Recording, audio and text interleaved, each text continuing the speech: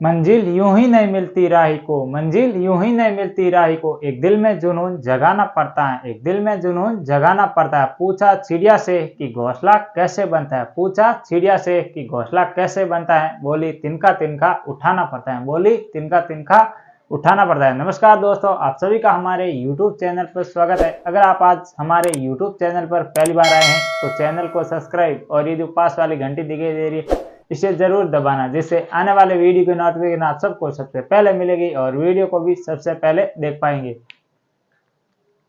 आज है 6 दिसंबर 2023 और today current affair episode number ये है हमारा 157वां। अगर आपने पिछला एक भी एपिसोड नहीं देखा है तो वो भी जरूर देख लेना, क्योंकि आप सभी की एग्जाम की दृष्टि से मैंने current affair plus statistics GK महत्वपूर्ण कवर करवाए हैं। तो आप अलग अलग प्लेलिस्ट बने रखी है, तो आप उस प्लेलिस्ट में जाकर वो चेक कर सकते हैं। और इसके अलावा आपको और बता दूं कि आप हमें टेलीग्राम पर और फेसबुक पेज पर हम फॉलो कर सकते हैं, क्योंकि वहाँ भी मैं इंपॉर्टेंट जो करंट से वीडियो होते हैं वो और उसके अलावा जो भी पोस्ट होते हैं वो भी अपलोड करता रहता हूँ। तो आप वो भी हमें जरूर फॉलो करें और उनका लिंक मैं कमेंट बॉक्स में दे दूंगा, तो वहाँ से जाकर आप डायरेक्ट ज्वाइन कर सकते हैं।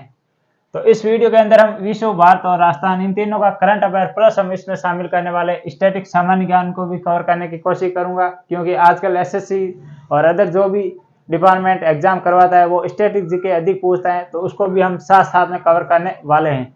और एक बार और बता दें कि यूट्यूब पर एकमात्र ये चैनल है जिसमें आपको विश्व, भारत और राजस्थान इन तीनों का करंट अफेयर एक साथ मिलता है। वरना क्या होता है कि विश्व और इंडिया का करंट अफेयर अलग से पढ़ो और भारत जैसे राजस्थान का करंट अफेयर अलग से पढ़ो। तो इस वीडियो में आप सभी को तीनों का करंट अफेयर एक ही साथ कवर कराने वाला हूं, तो आपको अदर कहीं भटकने की जरूरत नहीं है, सीधा ये वीडियो देखकर अपना एग्जाम क्वालिफाई कर सकते हो। तो आज का पहला क्वेश्चन है वो है, हाल ही में भारत और किस देश के बीच फिर से कच्चे तेल का आयात शुरू हुआ है। ये पहले आयात हो रहा था पर बीच में कुछ कारणों की वजह से ये बंद हो गया था। अब वापस ये दोनों देशों के बीच कच्चे तेल का आयात मतलब वापस शुरू हुआ है। तो वो कौन सा देश है? ऑप्शन ए है यूक्रेन, ऑप्शन बी है वेनेजुएला, ऑप्शन सी है ईरान और ऑप्शन डी है सीरिया। तो कौन सा देश है? तो वो है आपका वेनेजुएला। भारत और वेनेजुएला के बीच हाल ही में अब कच्चे तेल का वापस आयात प्रारंभ हो चुका है। बंद कब हुआ था? तो ये बंद 2014 में हुआ था। और इसका कारण क्या था व्यापार बंद होने का? तो इसका प्रमुख कारण था यूएसए द्वारा प्रतिबंध लगाया गया। किसी कारणों से अंतर्राष्ट्रीय मतलब ट्रेड के कारण ये प्रतिबंध लगा दिया गया। अब है ना वापस ये शुरू किया गया है भारत और वेनेजुएला के बीच। और भारत की ओर से कौन सी कंपनी मतलब ये कच्चे तेल का आयात करती है वहां से? तो वो है रिलायंस इंडस्ट्रीज।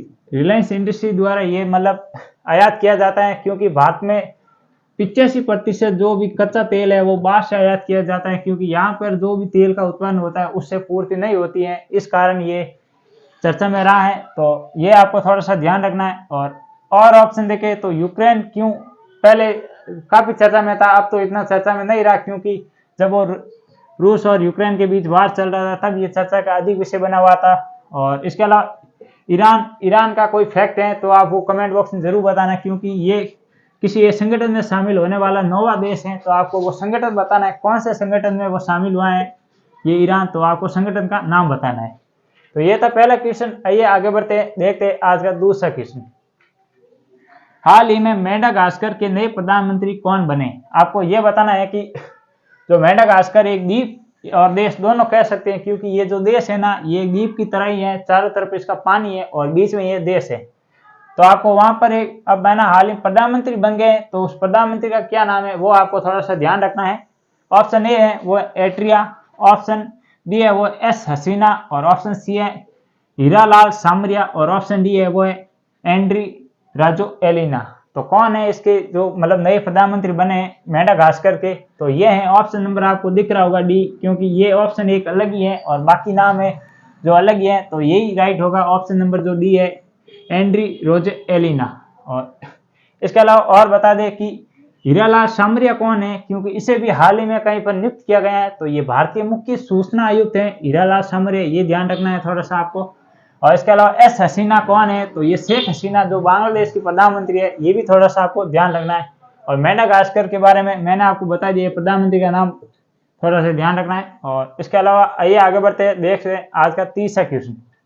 हाल ही में चर्चा में रही कौन सी बीमारी जो बच्चों से संबंधित है? क्योंकि आपको पता होगा दिनों दिन नई नई बीमारियां आ रही हैं। जब से ये कोरोना आया तब के बाद जो भी नई बीमारी आती है वो ज्यादातर फेफड़ों से संबंधित है।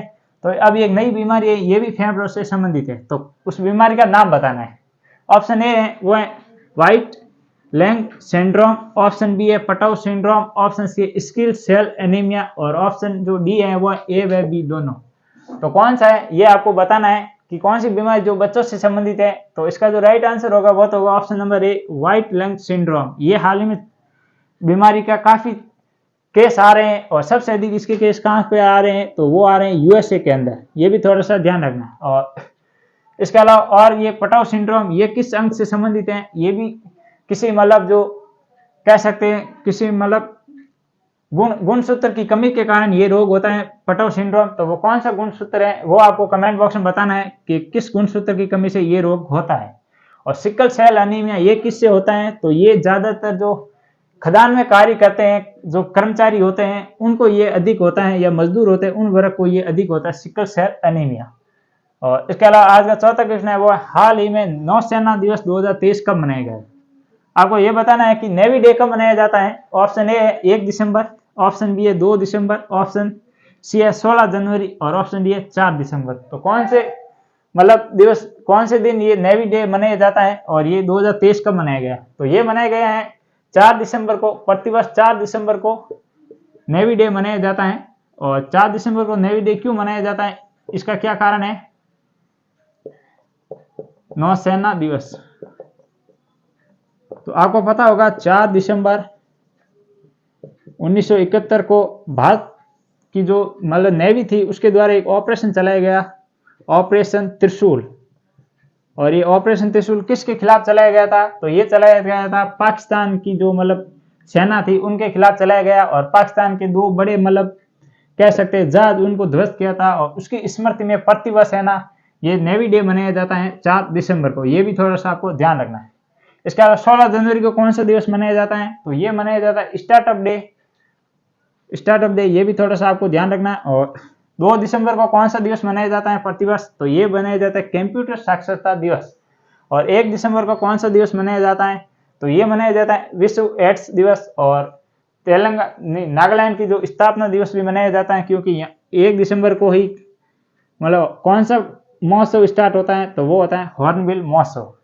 तो ये थे 4 क्वेश्चन जिसमें मैंने आपको विश्व और भारत का करंट अफेयर बताया है। और अब जो ये 2 क्वेश्चन है ये है राजस्थान करंट अफेयर प्लस होगा इसमें राजस्थान सामान्य ज्ञान। तो आज का 5वां क्वेश्चन है वो है हाल ही में राजस्थान विधानसभा चुनाव 2023। आपको पता है कि जो भी भारत में 5 राज्यों में विधानसभा चुनाव थे उनका रिजल्ट आ चुका है। और 1-2 दिन में आपको एक अलग से वीडियो मिलेगी स्पेशल राजस्थान जो विधानसभा चुनाव है उसका क्या परिणाम रहे, कौन सीएम बने। अभी सीएम की घोषणा नहीं हुई, इस कारण ये वीडियो रुका हुआ है। ये जैसे घोषणा हो जाएगी नई मंत्री परिषद प्लस ये जो इसके जो भी क्वेश्चन होंगे वो भी मैं साथ में कवर करा दूंगा। तो इसमें जो मतगणना केंद्र थे ये कितने थे, ये इस क्वेश्चन में पूछा गया है कि आपको विधानसभा में जो चुनाव हुए थे अब उसकी गणना हुई थी तो कितने मतगणना जो केंद्र बनाए गए थे मतगणना करने के लिए। तो ऑप्शन ए है 36, ऑप्शन बी है 50, ऑप्शन सी है 33 और ऑप्शन डी है 7। तो कितने मतलब मतगणना केंद्र बनाए गए, तो ये बनाए गए थे मतलब 36। तो 33 जिलों पर, क्योंकि अभी भी निर्वाचन आयोग 33 जिले मानते हैं 50 नहीं मानता है, उसी आधार पर चुनाव करवाए थे। तो 33 जिलों पर 36 केंद्र बनाए गए। अब ये 3 नदी कैसे हुए मैं आपको बता दूं कि जयपुर, जोधपुर और नागौर इन तीनों जिलों में 2-2 केंद्र बनाए गए थे और बाकी सभी में 1-1 केंद्र था मतगणना केंद्र। तो इस कारण मतलब 33 जिलों के अंदर 36 विधान जो मतदान केंद्र थे ये बनाए गए। और आज का जो 6वां क्वेश्चन है वो है हाल ही में अभिनव चौधरी ने राष्ट्रीय निशानेबाजी चैंपियनशिप में रैपिड फायर पिस्टल का खिताब जीता है या इसमें मतलब गोल्ड जीता है। तो इसका संबंध किस राज्य से है, आपको यह बताना है कि इनका संबंध किस राज्य से है। ऑप्शन ए है वो है राजस्थान, ऑप्शन बी है वो है उत्तर प्रदेश, ऑप्शन सी है मध्य प्रदेश और ऑप्शन डी है हरियाणा। तो इनका संबंध कहाँ से है, तो इनका संबंध है राजस्थान से। ये भी थोड़ा सा ध्यान रखना क्योंकि हाल में ये जो राष्ट्रीय निशानेबाजी चैंपियनशिप है इसमें इन्होंने गोल्ड जीता था, किसमें, रैपिड फायर पिस्टल के अंदर। तो ये थे आज के कुल मतलब 6 क्वेश्चन और इसके साथ जो स्टैटिक दिखे थे वो भी मैंने कवर कराने की कोशिश की है।